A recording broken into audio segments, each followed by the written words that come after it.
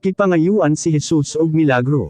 Mateo Kapitulo 12, 38, 42. May mga magtutudlo sa kasugon ug mga pari nga mingon kang Jesus, magtutudlo, pakita kami og milagro gikan sa Dios.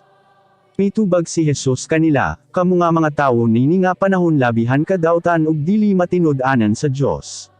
Nangayo kamo og milagro, apan wali milagro nga ipakita kaninyo gawas sa milagro nga nahitabo kang Jonas nga propeta. Sama nga si Jonas tulo ka adlaw ug tulo ka gabi didto sa sulod sa tiyan sa isda, mauasab ang mahitabo kanako nga anak sa tawo. Kay magpabilin ako sulod sa tulo ka adlaw ug tulo ka gabi sa ilalim sa yuta. Sa adlaw sa paghukom ang mga taga Ninive mabanho uban sa mga tawo nining panahon na og basulo nila kamo. Kay sa pagkadongog sa mga taga Ninive kani adto sa woli ni Jonas, naghinulsol sila. Karon, ani-ana dinhi ang labaw pa kang Jonas, apan wala ka mumudawat sa iyang gitadlo.